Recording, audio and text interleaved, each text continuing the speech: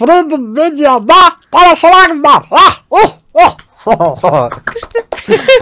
Жұмыс істегіңіз келмейтін 5 актер. Қобыланды болады. Дулық Ақмолда келіп, еш ренжіген жоқ маймыл болған үшін мысалы. Экранда түрі басқаша да, бірақ анау күшеніп сөйлеп тұрады да. Бір жағынан Димашпен жұмыс істеуге армандаймын, екінші жағынан қашамын. Өйткені оның уақыты қаншалықты қымбат. Жұмыс істегіңіз келетін 5 актер. Ойбай, бір актер айта алмаймын ғой десең.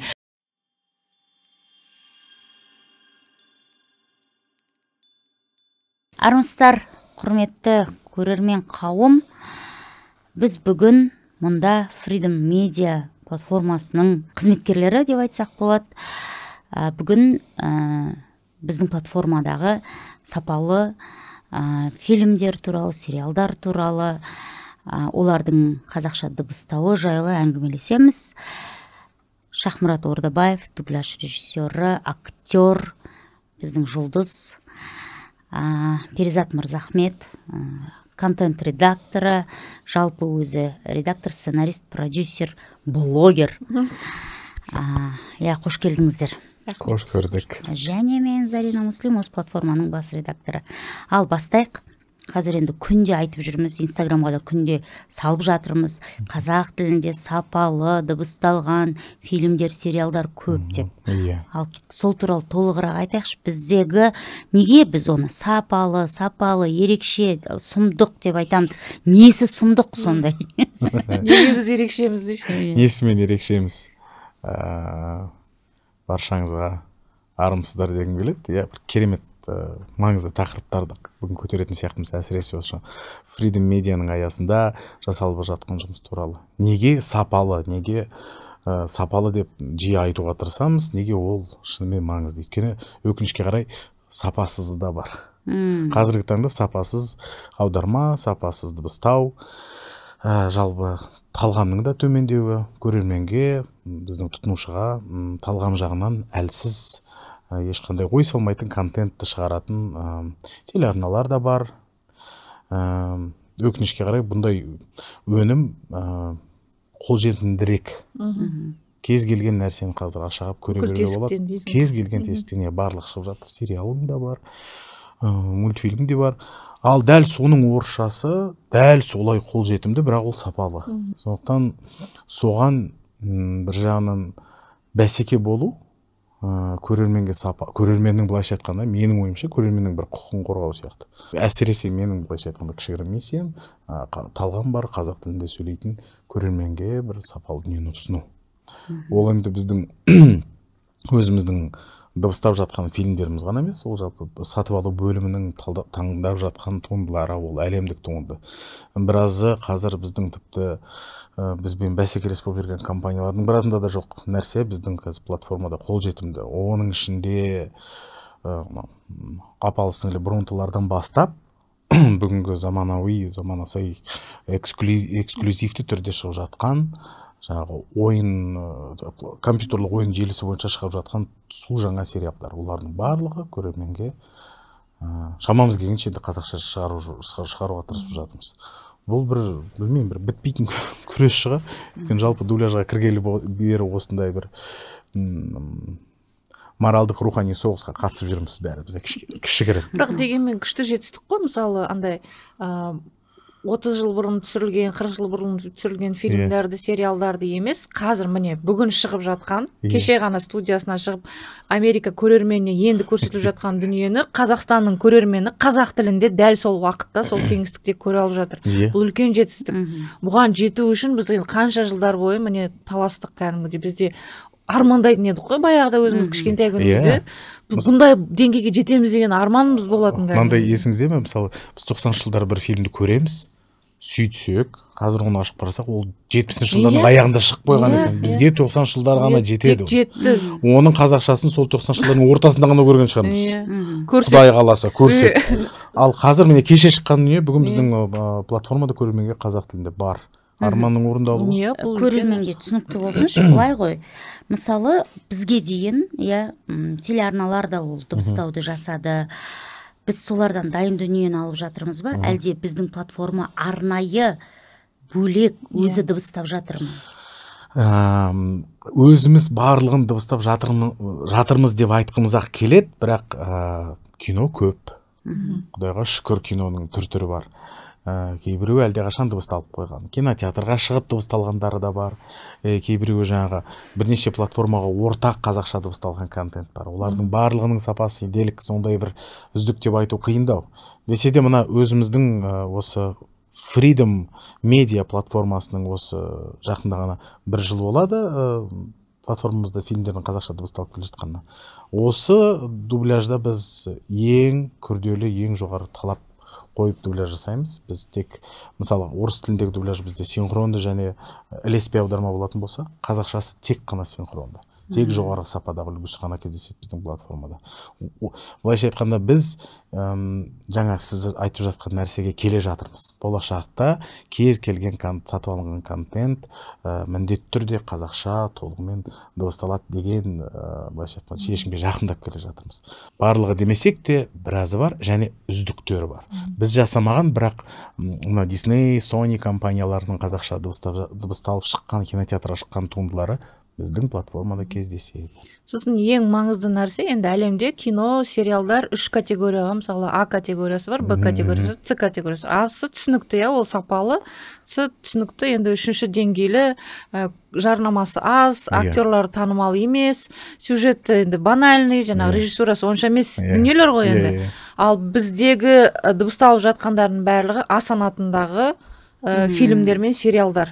Ол дегенің сөз, халық қазақ тіліндегі қолданушы, ол ең сапалы, қазіргі 21 ғасырдағы киноның деңгейіндегі ең сапалы дүниені қазақ тілінде көре алады деген сөз. Бұл ең маңызды нәрсе. Ол біріншіден қымбат дүние, ол арзан емес. Олар тіпті мемлекет қай тілге аударатынын таңдаған кезде олар қарайды. Осы тіл, ол қаншалықты маңызды, тілде сұраныс бар ма деп. Олар әйтпесе әлемде бәленбай тіл бар, соның бәріне аудара бермейді олар іздейді кәдімгідей қандай тілге аударуға болады деген. Сондықтан қазақ тілінде сапалы А санатындағы фильмдерді көру мүмкіндігі бізде бар. Ол не? Шәкеңдердің арқасы десек. Жалпы осы дубляжбен айналысатын комьюнитидің арқасы. Және сол жанашырлардың арқасы. Перизатта белсенді болып осы әрбір жаңа шығатын жоба туралы айтады. Жанталасамыз. Тілдің жанашырлары кім бар осы? Барлығын қоссаң бір стадионға жиналатындай адам ғана шығар. Боп қалды қазір, бұрын аз еді, қазір боп қалды. Қазір бұрын ДК болатынбыз, қазір стадион болып қалды. Кәдімгідей адам жиналып қалды. Бар, сол адамдардың арқасында әрқайсысы шулап жаңағыдай ол туралы ақпарат таратуға тырысады. Оған жазылған 100 мың адамның сол ең құрғанда 2000-ға келгеніне де қуаныштымыз. Бірақ сол сан ақырын көбейіп келе жатыр. Ал ол жақсы қалыптасып келе жатқан әдетке айналып бар жатыр. Сәл де болса, ақырын жүріп таппас, ақырын ғана келе жатыр. Кинотеатрмен келеді, телеарна әлдеқашан бастады, кинотеатрмен келеді. Енді біздің платформаларда, былайша айтқанда қайда бұрылсаң да барлығы қазақ тілінде қолжетімді. Ең бірінші тәрбиелеуші күш ол мәдениет. Осы біздің жасап жатқан дүниеміз ғой. Ол қазақ тілінде болса, келесі ұрпақ соны қазақ тілінде көрсе, әрине нұр үстіне нұр. Мысалы, менің өзімнің бала-шағам сөздің ашығы ютубпен өсті. Ол кезде жаңағындай ешқандай балаларға арналған контент қазақ тілінде болған жоқ. Енді қазір міне біз жайлап балалардың контентіне де көңіл аударып жатырмыз ғой, себебі бірінші кезекте солардан басталады ғой бәрі. Біз Freedom Media балаларға арналған қандай дүниелермен мақтана аламыз? Енді қазіргі таңда бізде негізінде біздің былайша айтқанда архивімізде, мұрағатымызда көрерменге ұсынылып жатқан әжептәуір бірқатар фильмдер бар. Олар отбасылық контенттің топ, жаңағы өзіңіз айтқан А санатындағы топ туындылары. Disney компаниясының классикасынан бастап, былтыр ғана шыққан фильмдеріне дейін қазақша дыбысталғанның басым көпшілігі бар. Әйтеуір қаншасы қолжетімді, соның барлығы платформамызда бар. Жақында ғана шыққан Ақшақары да, Лило мен Стичінің де қазақшасы бар. Көрем деген адам кинотеатрға барып үлгермегендеріңіз болса, үйде отбасымен бірге тамашалайтындай мүмкіндіктеріңіз бар қазақша. Және соған қоса кішкентай бүлдіршіндерге, бөбектерге арналған да контент бар. Оны өзіңіздің балаларыңыз жатқа білетін шығар. менің әріптесім Еркіннің деген әріптесім бар, дубляжда жұмыс істейді. Оның кішкентай қызы сол жердегі әрбір әнін жатқа біледі. Оны кәдімгідей бәріміз де әңгіме қызық қыламыз. Неліктен ол ешкімді қинап көрсету емес қой. Контент бар, ол сапалы түрде жасалған, әні де айтылады, әріптермен де таныстырады. Оның ішінде ағылшын тілі де бар, қазақ тілі де бар. Мейлінше қамтамасыз етумен тырысып жатырмыз, бірақ ол менің ойымша ол қашанда жеткіліксіз. Балаларға арналған контент үйіліп тұру керек. Таңдау өте көп болу керек. Парақтай берген сайын көбейе беру керек. Тұрып қалсаң қазақша шығу керек. Шығу керек, бассаң ән, жаңағы қойға бассаң қазақша қой деу керек деген сияқты. Ол менің баяғыда осы 90-шы жылдары мектепте қоя ғой. Дұрыс қой енді. 90-шы жылдары деп саған. Айтып қойдым. Иә, айтып қойдым. Жасын біліп қойдық. Сол мектепке оқыған жылдарымызда қазақ тілінен беретін ұстазым Гүлжанат апай айтатын: "Құдай-ай, осы сабынның сыртына сабын деп қазақша жазған күні өлем" жүз жасасыншы ол кісі, құдайға шүкір. Бірақ ақырына қазір сабынды ашып қалсаң, артында сабынның құрамы да қазақша жазылады. Заң соған жетті. Енді әйтеуір заңымыз, біз әлі де сол біздің өзіміздің инициативамыз ғой, былайша Freedom қазақша жасап жатыр. Міндетті деп айту қаншалықты. Кейбір компаниялар өзінің қалағанын ғана істейді. Көрермен не сұрайды, соны ғана береміз дейді. Ал біз енді көпшілікке ашық платформа болғандықтан, есігіміз ашық, келіңдер, тамашалаңдар деп айтқандықтан, біз енді сол екі тілде, керек болса үш тілде қарсы алып оларға ұсыныс жасайтындай болуымыз керек қой. Бізге қиын болса да бізге адал жол керек. Адал жол көрерменімізге керек жол, көрерменімізге сапалы. Және ол болашағы бар жол деп ойлаймын. Өйткені қазір жақсы буын өсіп келе жатыр. Қазақ тілін талап ететін буын өсіп келе жатыр. Ал ертең олар өсіп нақты маған мына контент неге қазақша емес деген кезде бізде ұсынатын дүние болу керек та. Шерлокты жарнамалаған рилсы ма? Бір оқырманым жазыпты. Соны сіздер шынымен біреу көреді деп ойлайсыздар ма деп. Енді сұрақ. Шынымен өздеріңіз үйде мына аштыңыздар, қазақ тіліндегісін таңдайсыздар ма? Мен платформада тұрған қазақша шыққан фильмдердің барлығын көріп шыққам, барлығының қателігін түзеп шыққанмын, сондықтан бұл менің жұмысым. Бірақ бос уақытымда да шамам келгенше құлағым бір дем алғаннан кейін міндетті түрде тамашалаймын. Әріптестерінің жасағанын көремін, былайша айтқан бір мониторымды қосып қоямын да зерттеймін, өйткені үнемі тонуста болу керек. Ал сіз? Мен де солай, ол принцип деп ойлаймын.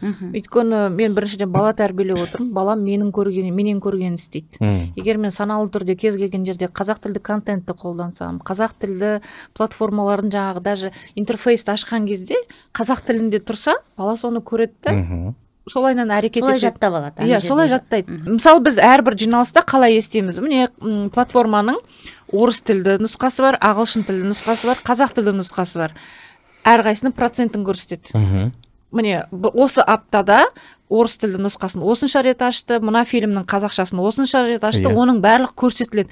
Ол көрсетілім деген сөзіміз, яғни сол көрсетілім арқылы платформаға адам келді деген сөз. Яғни ол адамның сұранысы. Платформа коммерциялық жаңағы жағдайын ойлаған платформа, ол қай жерге көбірек адам барады, сол жерін дұрыстауға, сол жерін көркейтуге, дамытуға тырысады. Сондықтан бұл екі жақты дүние. Біз ұсынып отырған нәрсені егер халықтың өзінен ешқандай сұраныс болмаса, ол ғана бір қабырға тұрды да, оның қасына сүйеу тұрмады, сонымен құлады деген сөз. Сондықтан қазақ тіліне жаны ашитын азамат принципқа енгізу керек. Менде барлығы қазақ тілде қолданады. Біздің қазір енді құдайға шүкір барлық телефонның барлық тілі қазақша, клавиатура қазақша, зарлап жүріп неше жылдар бойы жігіттер осы жазып жүріп, iOS-тың барлығын, Android-тың бәрін жазып жүріп жасатты. Оның бәрі жыламаған балаға емшек жоқ дейді ғой. Ол TikTok-тың тілін қазақшалатқан тоже қазақтың балалары барды да, кәдімгідей дәлелдеп, міне көрдіңдер ме деп дәлелдеп тұрып интерфейсін қазақшалатты. Енді осыдан көп адам қазір отырып ауыстырса екен. Иә, ауыстыратын шығар деп ойлаймын. Ауыстырсаңыздар, астында ауыстырдым деп жазып қойыңыздар. Бір жылдары мынадай қызық нәрсе болған екен. Бұрындары неге шетелдік компаниялар фильмдерді қазақша, Ресейде орысша болса, қазақша неге Қазақстанда дыбысталмайды деген сұрақты жиі қоятынбыз. Сол кездегі ұйымдастырушы компаниялар, спонсорлар да ол сұрақты жиі қояды. Сонда жауап беруші жаңағы Мәскеудегі бұрынғы офисінің жаңағы аналитиктері былай айтатын: шетелдік компаниялар әр елдің қай тілді таңдайтынын Facebook арқылы таниды. Facebooktың белгілі бір статистикалық көрсетілімі бар. Алғаш рет Facebookқа енді тіркелем деп ашқан адам ең бастапқы бетті көреді. Сол бастапқы бет ең біріншіде орыс тілінде тұрады. Мысалы тмд елінде болса орыс тілінде тұрады. Ол тіркелуді бастамас бұрын тілді қазақшаға ауыстырмаса, демек ол орысша таңдайды, орысша ғана сөйлейді деген сөз. Ал біз тіркелген кез тіпті қазақшаны таңдасақ та тіркелгеннен кейін барып ауыстырамыз ғой. Әуелі тіркеліп аламыз, зарегистрироваться, бәрін төлеп, кодын жазамыз, кіреміз, одан кейін барып настройкадан тауып алып әйтеуір дейміз. Ал шын қазақша сөйлейтін, тек соны ғана талап ететін адам сол сәтте-ақ қазақшаға ауыстырады. Сол көрсеткішті, сол пайызды қолында ұстап отырған шетелдік компаниялар, бұларға өз тілдері керек жоқ, бұлар 75% орысша сөйлейді екен дейді. Оның ішінде қазақша сөйлемейтін адам да болуы мүмкін. Ол әйтеуір бірдеңе тіркелді де кірді. Ал ондай дережені біз білмейтін, оны қайдан білеміз? Соның кесірінен бұған дейін үлкен компаниялар осы аналитикаға қарап солай ойлады. Кейін басқа жаңағы зерттеулер арқылы қаланы зерттейтін, халықты зерттейтін адамдар, сол адамдардың айтуынша бұл тәсіл дұрыс емес деген нәрсені жеткізгендіктен олар өздерінің жаңағы мамандарын жіберді. Осыдан 2 жыл бұрын шетел компанияларының 10 шақты маманы келіп, Алматы мен Астананың көшелерін аралап, мейрамханада отырып, мұражайларды болып, театрларды көріп, көрермен қай тілде көретінін әдейі зерттеді. Ол мүлде басқа көрсеткіштерді көрсетті. Түнде мысалы Арбатты аралап, жас бір топ балалардың қазақша ән айтып, бір-бірімен қазақша сөйлескенін көрді. Қария үлкен кісілердің бір-бірімен жаңағыдай шахмат ойнап отса да қазақша сөйлеп отқанын байқады. Тіпті дүкенде бір-бірімен ұрысып тұрған 2 адамның қазақша ұрысып отқанын көріп, соған да оларды мүмкін ықпал еткен шығар. Бұл жаңа көрсеткіш, жалпы шетелдік бізге деген көзқарасын өзгертеді. Жаңағындай ғой, алға жылжу үшін бәрін өзімізден бастауымыз керек. Орыссақ та қазақ тілінде ұрысуымыз керек. Сол кезде ғана. Әдемі ғой қазақша ұрысқан, ол да жарасады кейбір адамға мысалы. Дубляж деп жатырмыз ғой. Осы үрдісті кішкене басынан бастап түсіндіріп берсеңіз. Енді біз әжептәуір көп контент, шетелден көп контент келетін болғандықтан, олардың әрқайсысы әртүрлі жанрда.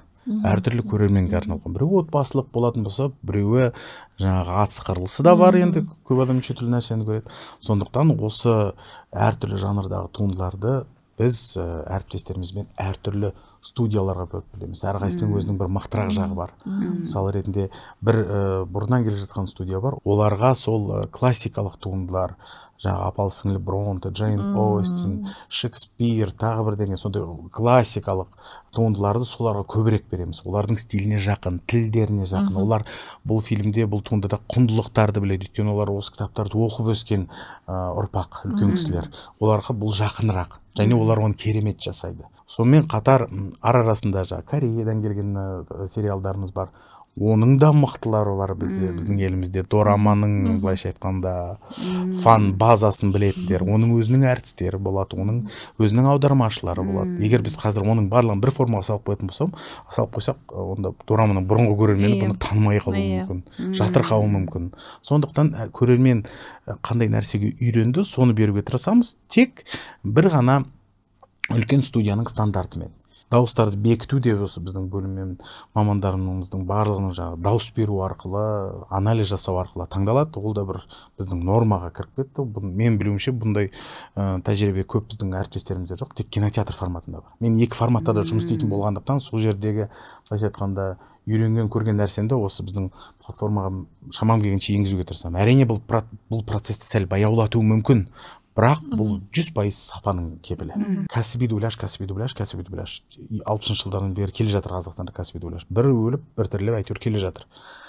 Бірақ оның барлығы кәсіби мамандар, театр әртістері дейміз. Ал сол осы жанрда отырған мықтылар, былайша айтқанда осы жанрдың атағалмаған атақты мамандары әуесқой дубляжының жастарын кіргізбейді, жолатпайды. Сендер оқымадыңдар, білімдерің жоқ, әуелі оқып келіңдер, жүргенді бітіріңдер, анан бітіріңдер, мынаны бітіріңдер деп жолатпайды. Меніңше бұл үлкен қателік. Өйткені бұл қанша жерден мойындамасаң да, бұл бізден кейінге келе жатқан осы істі жалғастыратын ұрпақ. Сондықтан оларды мойындау біздің парызымыз. Тек осы кәсіби жолға отырғызып бағыт беру, ары қарай жасасын. Бұл біздің ұтысымыз деп ойлаймын. Өйткені біздің қазір жас серіктестеріміздің бірі ол Демпро студиясы. Өзіміз тәрбиеледік, өзіміз тәрбиелеп келеміз. бір екеуі ғана кәсіби актер болса, қалғаны арасында химиктері де бар, арасында биологтар бар. Әйтеуір әуесқой дубляждан бастап осыған кірді, қазір бізбен бірге қызмет етіп келеді. Мысалы, қазір шығып жатқан, ең мақтанып көрсетіп жатқан Twisted Metal деген су жаңа туындыны дыбыстап жатқан осы жастар. Біз оны жаңағы мықты, бәлен жыл тәжірибесі бар емес, жанып тұрған, көздері жанып тұрған жастарға берейік дедік. Бағытын береміз, қателіктерін түзейміз, бірақ оларға мүмкіндік береміз. Оларға мүмкіндікті қазір бермесек, кейін олар басқа бір дұрыс емес бағытпен кетіп қалуы мүмкін. Қазір олар істей аламын деп тұрған кезінде беру керек. Ресми серіктесімізге айналды, бірнеше сериалдарды жасап жатыр. Басқалары да бар, бірақ бұлар біздің өзіміздің жеке, былайша айтқанда, меншігіміз, эксклюзивті студиямыз. Олар бізбен қызмет етеді, біз оларды үйретеміз, олар бізді де үйретеді. Сондықтан ашығынан айтамын, жоламаңдар, олар біздің студия. Басқаларға айтамын, жоламаңдар. Басқаларға баруына бола ма? Болмайды. Арнайы қағаз қойып қойдық, қол қойып қойдық, болмайды.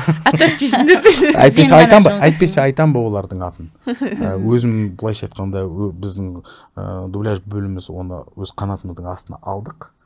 Junior сценаристер деген бар ғой, сол сияқты олар да біздің қатарымызға енді қосылып жатыр. Әйтеуір шамасы келгенше жасап жатыр. Бірақ олардың арасына мықты мәтінді үйлестіруші, аударушы мамандарды отырғыздық. Өйткені олар жаңағыдай орындаушылық жағынан түзеуге келетін болса, тіл деген нәрсемен ойнауға болмайды. Ол жерде маман отыру керек, міндетті түрде. Мәтіннің аударылуы, үйлестірілуі, үндестік заңы айтылуы мен жазылуы әртүрлі, ауызекі тілі, әртүрлі формадағы тілі, жанрға байланысты сөйлеу деген сияқты нәрселер осы аудармашымен келеді. Сондықтан бұл жерде енді әрине біз маманды отырғыздық, ал мүмкіндікті жастарға беріп жатырмыз. Бұл біздің ұтысымыз деп ойлаймын. Жалпы біздің ғана емес, дубляждың ғана емес, платформаның да. Өйткені біздің шығатын өзіміздің жекеменшік, өзіміздің түсіріп жатқан, өзіміздің деген сайын ана кісі есіме түсіп кете береді, өзіміздікі өндірістікі өзіміздің сериалдарымыз бар. Шынымен де өздікі өндірістікі болып тұр ғой. Өзіміздің өндірістікі бар, өзіміздің сериалдарымыз бар. Оны да жасап жатқан жастар ғой. Ол жерде бір еңбек сіңірген қайраткерлер бар жоғын білмеймін, бірақ мен көргенім жастар. Жалынды жастар жасасын, қолжетімді қылып жасасын көрерменімізге. Біз де әйтеуір қалыспай жатырмыз. Сондықтан Freedom Media, оның ішінде дубляжы, бізде бір өз жұмысымыз жасап жатқанмен әуесқой, талантты адамдарды тартып оларға көмектесуге дайынбыз. Айтып жатырмыз ғой, Ди Каприоны нақты ана кісі дыбыстамаса, ол Ди Каприо деп қабылдай алмаймыз деген сияқты. Перизат, қазақ актерларының ішінде осы дыбыстаса күшті болады, киноны көргім келеді деген бір 5 актеріңді айта аласың? Ойбай, бір актер айта алмаймын ғой десең. Жоқ, мен мысалы енді Дәуреннің дауыстарын ажырата аламын. О, мынаны Дәурен қазір жасап жатыр деп. Серғазин Дәурен. Дәурен Серғазин, ойбай. Айтып қояйық, қайсы құрдасым қосап жүр Дәурен деп. Дәурен Серғазиннің, сосын Гүлсім Мырзабектің ән айтқан кезде мен дауысын ажырата аламын. Сол кезде рахаттанамын кәдімгідей, вау, күшті, әрбір сөзін анық, күшті, керемет жеткізіп жатыр деп ше. Басқа осы соңғы, бірақ ол жігіттің атын білмеймін, кімнің Арыстан патшада нені Муфасаны дыбыстап жүрген, аты Ерасыл Мұхамадиев. Маған қатты ұнады, өте бөлекше болды басқалар. Мен бұрын біздің қазақша дубляжға бір нәрсеге ренжитім, мынандай барлығы театрда сөйлегендей сөйлейтін басында жасалған кезде, ана экранда түрі басқаша да, бірақ ана күшеніп сөйлеп тұрады да, қазақша еще жаңағы надрывпен сөйлеп тұрады, орысша айтқанда. Сосын мен жынданатым, нағып мынау, ана енді көріп тұрсың ғой сен анаң қалай қимылдап тұрған, соған сондай неге нетпейсің деп. Сосын бірақ қазір өзгеріп келе жатыр, басқаша кәдімгідей актерлардың дауысын ажырата бастаған. Сосын ойлаймын, бұның барлығы санмен келеді. Мен айтып отырмын ғой, жаңағы Ди Каприоны Буруновпен таниды барлығы. Сосын бір рет басқа адам аударып қалып еді, барлығы ой деп тітіркеніп қалады кәдімгідей. Немесе Анджелина Джолиді өзім әйелді басқа адам аударған кезде, Анджелина Джолиді бір 15 жыл бойы аударып келе жатқан бір әйел бар. Сосын осы бір өрт туралы фильмінде соңғы рет мен көрген кезде басқа дыбысталды. Анджелинаның түріне келмейді анау кәдімгідей жатырқап қаласың. мынау кім сөйлеп тұрған деп жаңа Анджелинаның түрі сөйлеп тұр, аузы бәрі қимылдап тұр, ерні бәрі келіп тұр, бірақ андай дауысын қабылдай алмай кино бойы осылай отырасың бөтенсіп кәдімгідей. Оның барлығы көрдің ба енді? Мен Анджелинамен қатысқан кем дегенде 20 шақты фильмді көріп тағаннан кейін сенде сондай әсер қалады. Сондықтан ал бізде жылына 5-ақ фильм қазақша шығады. Мысалы әлемдік фильм, мысалы. Сол үшін оның жартысы мультфильм. Оның жартысы мультфильм деген сияқты. Ал егер бізде мысалы Анджелинаның өз дауысы қалыптасатын болса, кімнің қазақша сөйлейді. Ди Каприоның, Хопкинстің дауысы мысалы. Хопкинсті да аударатын бір кісі бар. Прям керемет енді. Тока Хопкинсті сонымен ғана елестете аласың көз алдыңа. Аль Пачиноны аударатын дауысы қырылдайтын ер адам бар. Мысалы, басқа адам аударса, Аль Пачиноға уж сенбей тұрасың, мынау Аль Пачиномен сөйлеп тұрған деп.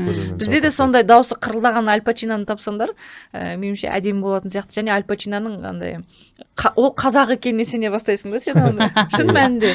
Мысалы, Буруновтың тіліменен Ди Каприо ұрсып тұрған кезде, Джангода ше, мысалы. Сенесің, черепті ұстап алып кәдімгідей орысша сөйлеп тұрған сияқты ғой ол. Әуелде орысша түсірген сияқты ана фильмді. Солай болу керек те, сапалды ойлар солай жасау. Егер ойлаш, соны мысалы біздің Дайырбековтың, мысалы Еркебұлан Дайырбековтың даусымен Ди Каприоға біз үйреніп алатын болсақ, о боже, кешіріңізші Еркебұлан аға десең, Еркебұланның даусыменен мысалы 15 киноны Ди Каприоны көрсек, біз оған үйренеміз. 15 кинодан кейін біз Ди Каприо қазақ екен деп ойлай бастаймыз.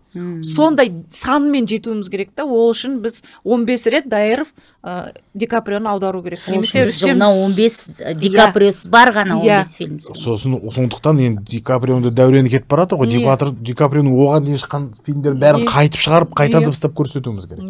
Бұрағатта қалғаны қанша мысалы, рас қой.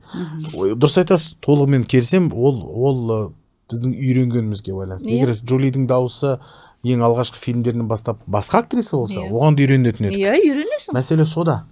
Бізде оған лайық әртіс жоқ деп айту қателік. Бізде мәселе сол фильмдердің ондай көп шықпауы қазақша. Әйтпесе әрине ондай талап бар. Мысалы, үлкен Disney сияқты компанияның талабы бар. Бірақ олар көбіне әртіске емес, кейіпкерге бекітеді. Ал Fox, Universal, Paramount және көп Ресейде прокаттаушы компаниялар бұрын сондай дәстүрді ұстанатын. Осы әртіске, осы кино әртісіне осындай дыбыстайтын әртіс бекітіледі деп. Ол әжептәуір қалыптасып қалған. Жаңа фильм шығатын кезде менің жаңағы актрисам келе жатыр деген сияқты кәдімгі дайындалып отыратын. Бізде кішігірім ондай нәрсе бар. Жаңағы Диснейдің бекіткен ережесі бойынша бізде мысалы Қазақстанда ресми бекітілген дауыстар бар. Гвинет Пэлтроудың ресми дауысының бірі Алтынай Нөгербек, театр актрисасы. Жаңағы Тони Старк, Роберт Дауни кіші, соны дыбыстайтын театр актері Нұркен Өтеуіл деген кісі. Сол кісі ресми дауыс болып есептеледі. Бәйтерек деген топта. Дұрыс. Сол кісілер бекітілген, әжептәуір бекітілгендер бар. Әр адам егер мысалы бізде болашақта сол кісінің туындылары келетін болса, үлкен прокатта міндетті түрде сол кісі қатысып өз фильмді дыбыстау керек. Бізде енді ондай үлкен әлі А санатындағы ондай көп нәрсені қазақша дыбыстамасақ та, бұл дәстүрді ұстанып келеміз. Бізде мысалы бірнеше сезон болып шығып жатқан, осы платформамызда шығып жатқан сериалдар бар. Оның бірінші маусымы аяқталды. Сол маусымға бекітілген әртістер келесі маусым келгенде ешқандай кастингсіз автоматты түрде өз рөлдерінде қалады. Бұл дәстүрді ұстанамыз, және студия басқа әртіс ұсынған күннің өзінде де жоқ, осыны кім дыбыстады біріншісінде, сол адам қайтып жалғастыру керек өзісін. Өйткені ол көрерменге ешқандай диссонанс туғызбау керек. Көрермен егер жаңағыдай өзінің кейіпкерді көріп, оны ұнатып сүйіп, соған жаны ашитын болса, ол жаңа дауыс оған бір оған үйрену керек қаншама уақыт. Сондықтан ондай ешқандай былайша айтқанда стресс болмас үшін біз мейлінше соны сақтауға тырысамыз. Енді мынандай сұрақ қараңыздаршы, бізде бір кездерде ой жұмбақтың кезінде ғой деймін, әлем дыбыстады деген біз жарнаманы көрдік. Нағимуша деген блогер қыз тоже жаңа Диснеймен нәрсе жасап жатыр, келісімшарт отырып. Сосын тағы кім бар еді? Назима болды, біздің әншіміз. Енді мына Инстаграмда оқырманы көптер. Аминка Витаминка қатысты. Сосын жаңағы Хома деген тиктокта видео түсіретін қыз қатысты. Кейбір блогерлер қатысты, ол рас. ары қарай сол блогерлермен жұмыс жасала бере ма, әлде ол тек жарнама үшін жасалған дүние ма, маркетинг? Негізінде бұл енді әрине бұл үлкен киноның барлығы бизнес болғандықтан, әрине бұл өз-өзін ақтайтындай әртүрлі іздеген жолдардың табылған бір амалы ғой әйтеуір. Әрине, бірақ олай екен деп, әрине, бойында бір ешқандай қабілет, таланты жоқ адамды да шақырмаймыз. Бірақ әділін айту керек, олар басты рөлдерді сомдаған жоқ. Олардың көбісі екінші арасында бір эфирный уақыты 3 минуттық рөлдер. Ол көрерменді шақыру мақсатында жасалған нәрсе. Бірақ ол да жұмысын істеді. Мысалы, әлемнің ана бір ауыз сөзін есту үшін барлығы барып, мысалы, көрді. Оның өзі қандай риза болды. Ол менің ұсынысым болды әлемді шақырту. Эйсті қатты, оның кішкене сөзі көбірек болды сәл де болса. Әйтеуір, бірақ олар оған сондай үлкен қызығушылықпен келді. Қатысам, көрем, байқаймын. Бірақ мен мысалы бұдан кейін, оған дейін қатысқан жобалардан кейін оларға кішкене сәл де болса үлкенірек рөл ұсынуға дайынмын. Тілдері таза, Құдайға шүкір, қазақша сөйлейді. Дұрыс айтасыз, басты рөлге мен енді көбіне қазақшасына жолатқан жоқпын. Орысшасына қатысты, басты рөлдерді дыбыстатқан жатқан тұстары да бар. Өйткені жалпы дубляждың орысша болғанына көрерменіміз көп үйренген, одан бір қатты зиян тимес деп оған қатты қарсылық танытқан жоқпын. Бірақ қазақшасының басты рөлдерін дыбыстаған кәсіби әртістер болды. Өйткені енді қанша жерден танымал болсын болмасын, ол фильмге негізгі зиян келтірмеу керек. Көрерменнің жазығы жоқ. Әлемді де басқанда танымайтын көрерменнің ешқандай жазығы жоқ, ол сапалы дүниені көру керек. Бірақ десе де әйтеуір үлкен рөлдерді дыбыстап жатқан әнші актерлеріміз де бар. Мысалы Муфаса, бағана айтылған Муфасада басты рөлде кейіпкердің әнін екі тілде сомдаған Динара Сұлтан, одан кейін Абик Жексен қатысты, одан кейін Абдуллин Нұрлан ағамыз қатысты, Дулық Ақмолда келіп керемет Муфасаның қасында жүрген маймылды дыбыстап шықты. Еш ренжіген жоқ маймыл болған үшін, мысалы. Керемет маймыл болып шықты, басқаларынан артық болып шықты.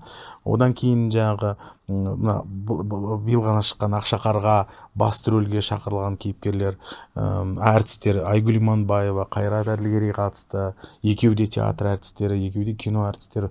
Оған қоса олардың оқырмандары да көп болды. Олар Карт Бланш, Роyal Flash болып кетті. Мен тіпті де қуандым. Басты рөлді ана керемет, ойбай сұмды қайдан табасыңдар бұндай Ақшақарды деп едік, бізде Жарқынай Ханайым бар. Еш қиналмастан айтып шықты. Әндері былайша айтқанда жақсы деңгейде. Өзім стичті дыбыстадым деп қойдым. Стичті дыбыстадым. Жоқ, мысалы деймін. Оның түсініксіз сөздерін айттың ба? Айттым, жаттадым. Ананың сөйлеу тәсілін іздедім. Кәдімгі бір аузының қалтасы бар деуші еді. Сол сияқты.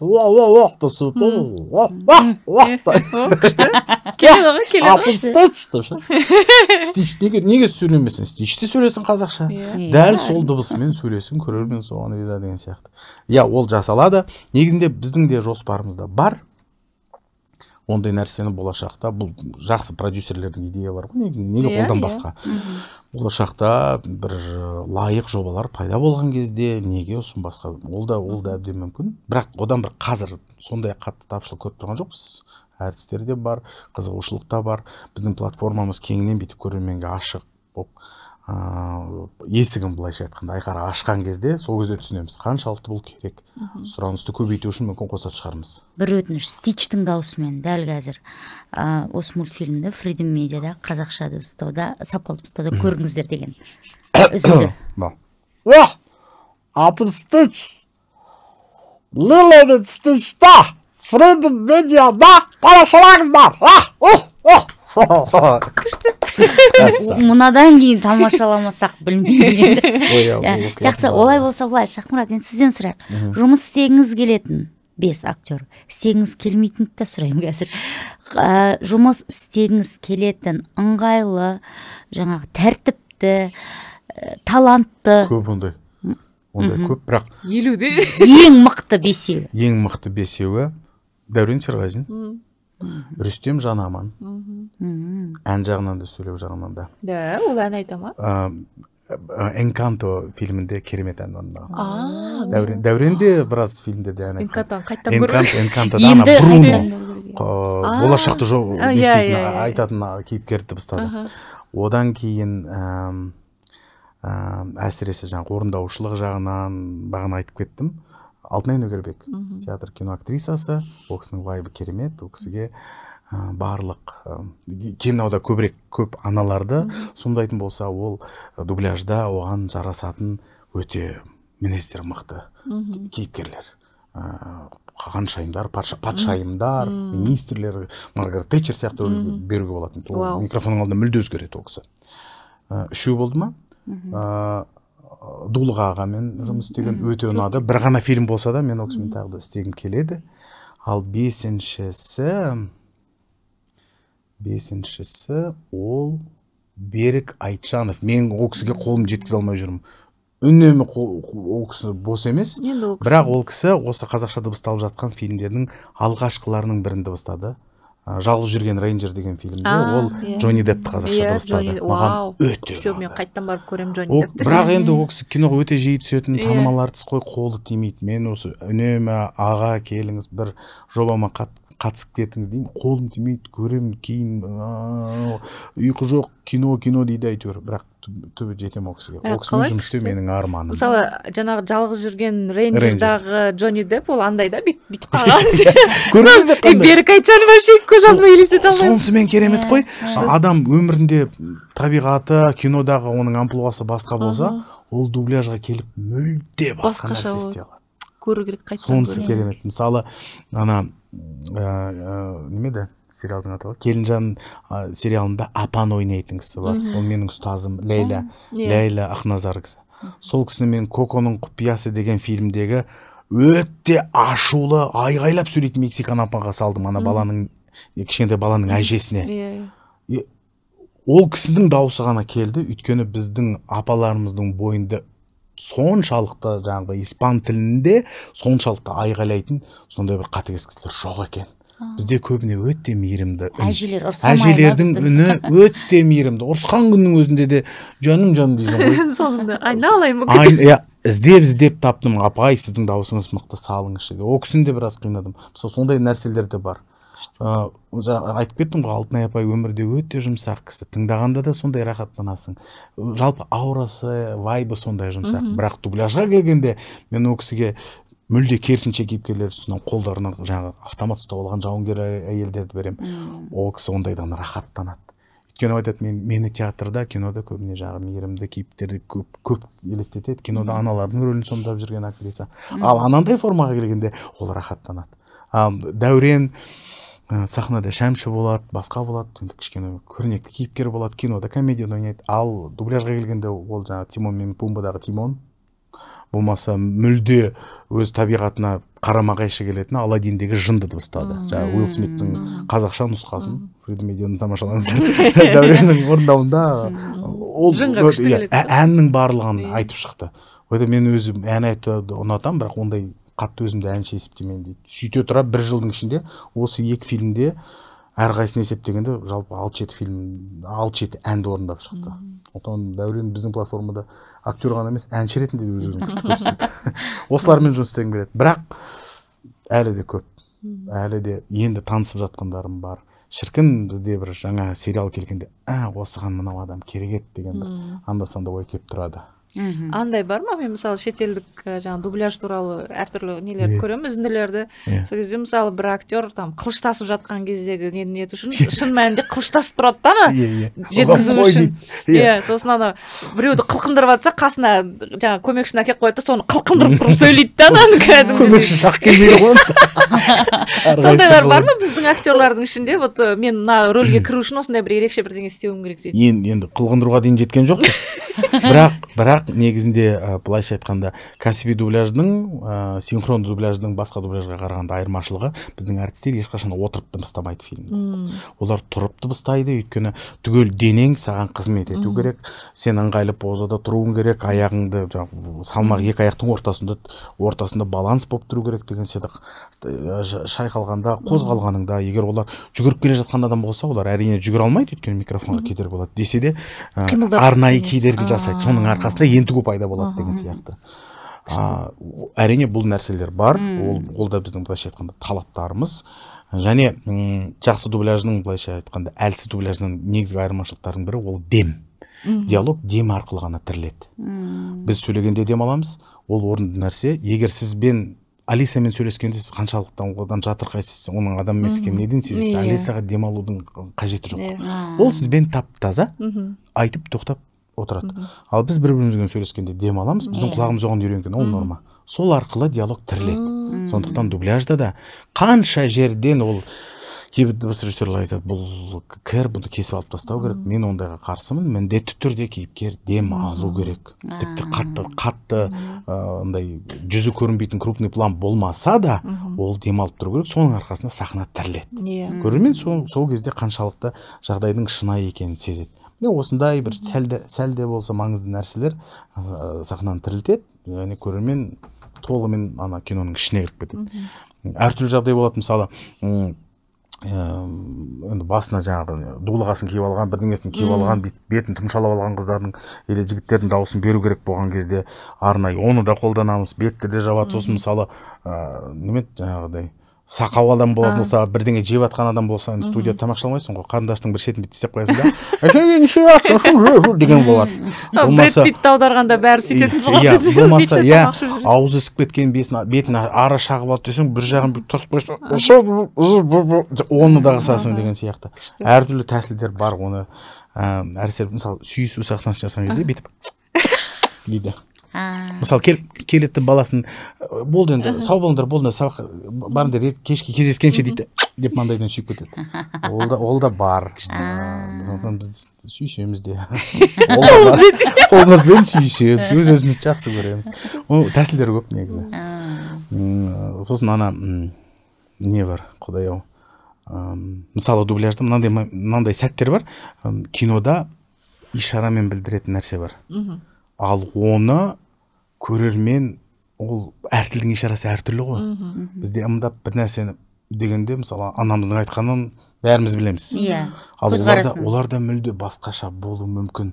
Сондықтан бұл жағдайда ишарамен берілген сәттен кейін кадр ауысқан кезде, сол актрисамен шамамыз келгенше, егер мүмкіндік болып тұрса, сәл бір ауыз сөз саламыз сыбырмен. Тыныш деген сияқты, жылжып былай тұр.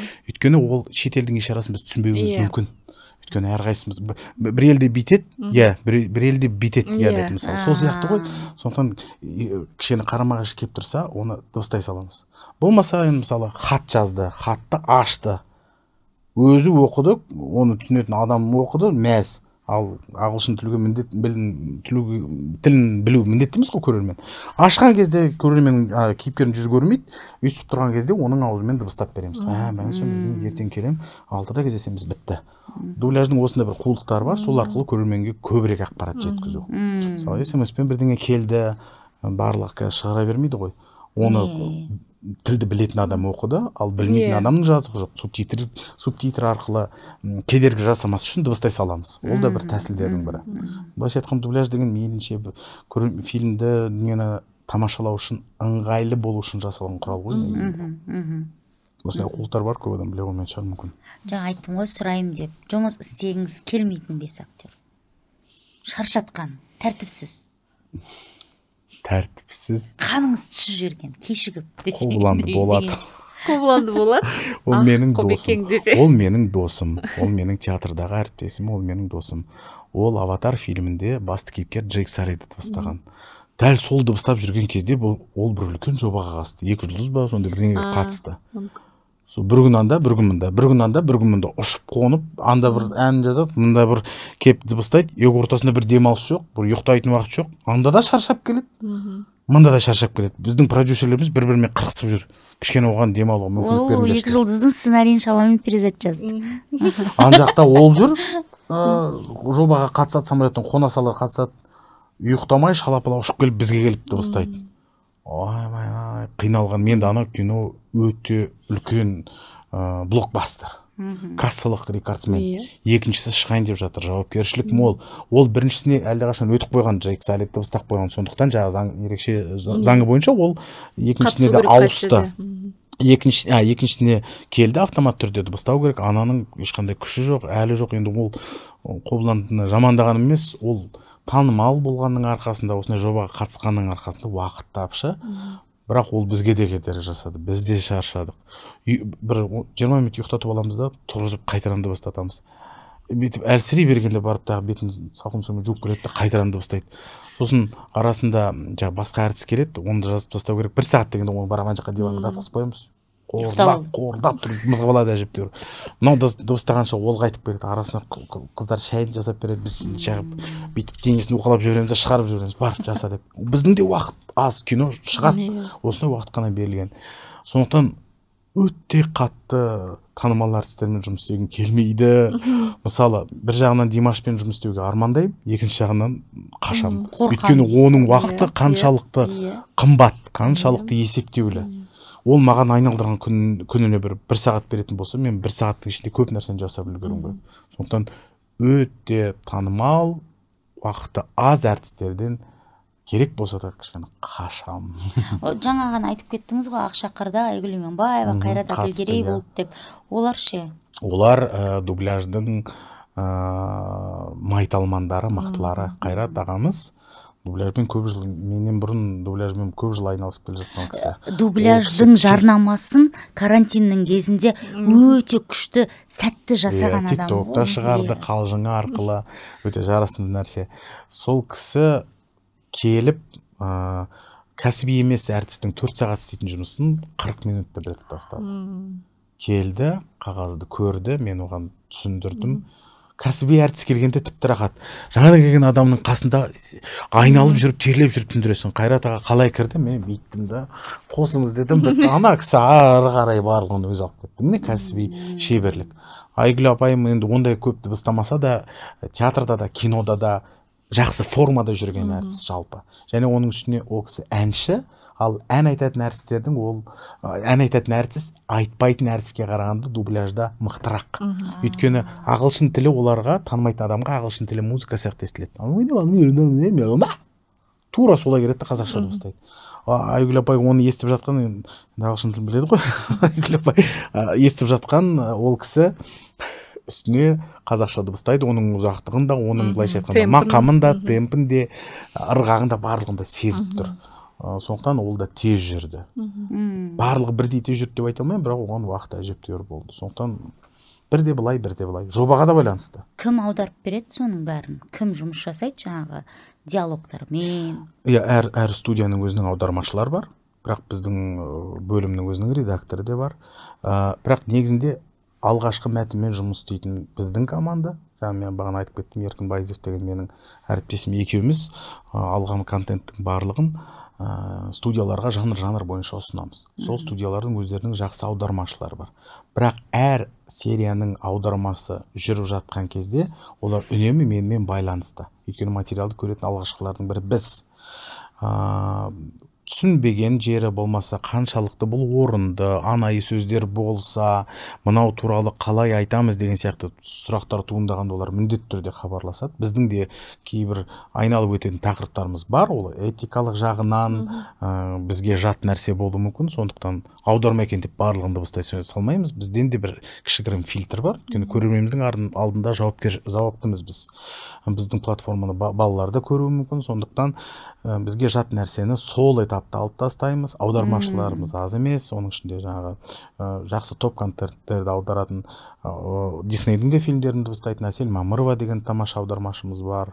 Гүлжан Сауыртаева, Еркебұлан Абдрахманов, Нұрдила Затила деген жас тілді жан-жақты зерттеп жүрген, оның ішінде тіпті ақ өлеңдетіп те жазатын авторларымыз бар. Негізінде бір осы тіл маманы тапшы деген нәрсеге сенбеймін. Жоқ, сен жасап көрдің ба? Жоқ, мен жасап көрген жоқпын, бірақ қазіргі жасап жүрген, мысалы Арыстан Патшада мен рахаттанып тыңдап отырдым. Әрбір сөзі түсінікті болды және. Ол әсіресе жанрда керемет қой. Мұзды өлкені кім аударып еді? Екінші бөлімін осы рахаттанып отырып көрдім мен. Есімде жоқ. Сәлима деп айғайлайтын жері. Оны біразын біз енді қосамыз ол айту керек. Ашығын айтқанда осы шетелде бар дүниенің барлығы, микрофоны да, жарығы да, пульті да қазір бізде де бар. Бар. Маманын бізден артық бояйтын қыздар жоқ. Маңа кейін әйелім түсіндірді, қара америкалықтар былай боянады, біздің қыздар бұдан 1000 есе мықты бояйды. Маман жоқ дегенге сену мүмкін емес. Бәрі де бар. Біз былайша айтқанда қазір шығып жатқан кино болсын, дубляж болсын, бұрын айтатын 10 жылға алып қойдық, 20 жылға алып қойдық, 50 жылға алып қойдық. Қазір ол жүктер қысқарып келе жатыр, біз жақындап келе жатырмыз.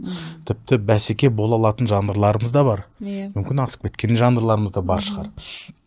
Менің тек ойлайтыным сол, әлі де біз мүмкін соны жарнамалауға қабілетіміз емес, жарнамалауға кейде біздің бір ұятымыз жібермей ме? Сенімділік жетпейтін сияқты. Ол да бар ма? Біз жасап жатырмыз. Өз-өзімізді біз жасадық, мінекей қараңдаршы деп, осы туды ұстап алып көшеде жүруге әлі де біздің бір жүрек сынатымыз сияқтымыз. Көремеміз бар. Көп айтып қойдық біз деп ше. Деп қорқамыз тағы да. Ой, қойшы, айта береміз ба соны деп. Негізі андай ғой, тамшыдан теңіз құралады ғой. Иә. Айта берсең, халықты соған сендіреді екенсің. Олар да сенімен еріп, автоматты түрде қазақшаны таңдауға алып келеді екен ол нәрсе. Бірақ біз андаймыз, мен өзімде де ол нәрсе болды. Ой, қойшы, осыны айтып жүргенме 5 жыл болды. Неменеге мен оны айта берем деп, өзімді тежейді екем. Сен оны аудитория жаңара береді, буын өсе береді, саған аудитория келе береді. Сенің 5 жыл бұрын айтқаныңды әлі білмейтін аудитория бар. Сондықтан айта беру керек екен. Айту керек. Меніңше біз жасауын жасап жатырмыз, деңгейге жеттік. Сол, білмеймін, қатарымызға бізден батылырақ, сол туралы қаттырақ айтатын адамдар көбірек керек. Мен мысалы кішкене әлі де ұяламын. Әйтеуір қазір өз подкастымыз болған соң мейлінше таныстырғым келеді көрермен, бірақ бәрібір де әлі кішкене бетіп ұялатын бар. Ұят осы құдай, мен әр кино шыққан сайын мен жүзім бұлшиып отырамын жерде. Көріңіздер, келіңіздер деген, ол да ұят шығар деп, бірақ бір жағынан неге айтпаймын, айтам. Менің сол бір айналдырған 5000 оқырман оны көріп тағы да барса, ол да ұтыс қой. Оны көрген оқырман келіп бізге жазылып фильмдерді көре алса, ол да бір жеңіс қой. Біздің бір кемшілігіміз шығар, ол қазақтарға тән ба? Енді бізде қыздарын бізді енді 40 үйден тиіп тастаған ол баста. Әлде қашан. Біз енді ол ұяңбыз біз. Сондықтан анда өзіміз қаламасақ та біз сондай етіп қойды. Сондықтан біз мен істедім деп айта алмаймыз. Тек қыздар емес, енді әзілде отыр ғой, ол жігіттерде де бар. Біз осыны істедік.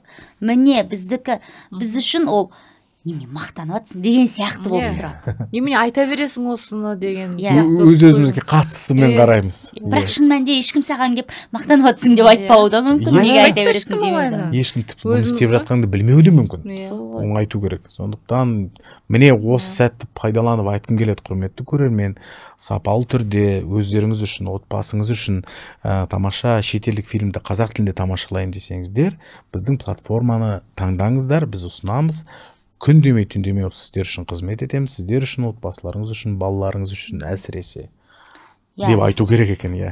Біз қазір енді сапалы дыбыстау туралы айтып жатырмыз ғой, бірақ Freedom Media'да өзіміздікі өндірістікі демекші, өзіміздің сериалдар да бар, өзіміздің қазақтар түсірген, қазақтар жазған, осы елде жасалған, made in KZ нағыз, ондай сериалдар да бар, олар бұйыртса шығады, әртүрлі жанрда, хоррор да бар, жаңағы драма да бар, комедия да бар, музыкалық сериалдар да бар. Және жақында біз бұйыртса толық метрді де қолға алып жатырмыз. Сондықтан бәрі бар бізде. Ол рас қой, олар біздің былайша айтқанда басты көзірлеріміз, дайын тұрған, бірінен соң бірі қатар тұр. Бір енді шетелдікін көрсетіп жатырмыз, ұсынып жатырмыз, ал олар қазір тізіліп дайын тұр. Көрермен ғана шымылдықтың сыртында тұрған, дайын тұрған бишілер тұрады ғой. Қазір музыка қосылған, атып шығам деген. Солар сияқты әрқайсысы да токсигі де, Олжан бәрі де дайын тұр. Тырнақтар кірпіктерін жапсырып, үкілерін киіп дайын тұр. Бастаңдар дегенде халық атып шығатын, сол сияқты дайын тұр. Құрметті көрермен, осы 1 жыл дегенде қанша, 1 жыл болды ма пісіп келе жатқан олардың. Сондықтан бұл енді бір керемет жаңалық болады деп ойлаймын. Менің күтуім басылымдарда, жаңалықтарда, пабликтерді бәрі осы ауыз толтырып бұл туралы айтады шығар. Тіпті біздікі ғана емес. Өйткені мен жақында байқадым, бір тиктокты өстіп парақтап отырып, шетелдіктер, орыстар көп жазады ғой, вышел новый сериал, бәлен деп сөйтіп жатқан кезде, аяқ асты мен бұрыннан оқып келе жатқан тиктоктан бір жігіт шықты, орыс. Netflix подвинься, казахи сняли самый лучший фильм ужасов. Мен ол қайдан біледі? деп қоям өзімше, тыныш қана Алматыда түсірген сияқты едік дегендей.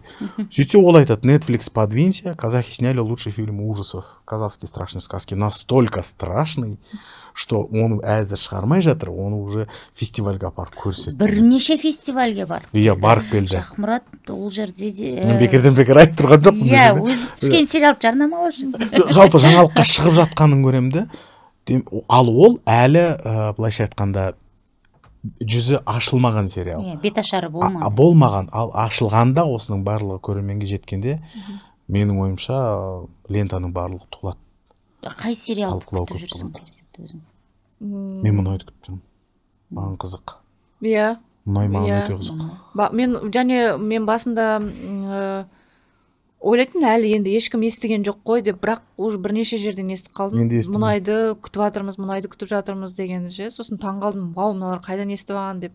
Бірақ бір кино, сосын сериалдарды жақсы көретін өзі болады ғой, бір соларды іздеп жүріп көретін, сондай талғампаз көрермен күтіп отыр мұнайды мысалы. Сосын мысалы бір танысым Гик дейді олар. Иә, Гиктер жазды. Алғашқы супер қаһармандар туралы сериал шығады екен. Токсик туралы айтып тұр ғой енді. Супер қаһарман туралы кинолар қазір жетіп жатыр, иә. Марвел дейді, анау дейді, мынау дейді. Ал бұл біздікі. Біріншіден, екіншіден ол телехикая. Кәдімгі экшн хикая. Ол туралы оның үстіне оған қатысатын әртістер танымал жаңағы көрермен. Қазіргі краштар. Я, жұлдыздар. Жүрген жұлдыздар.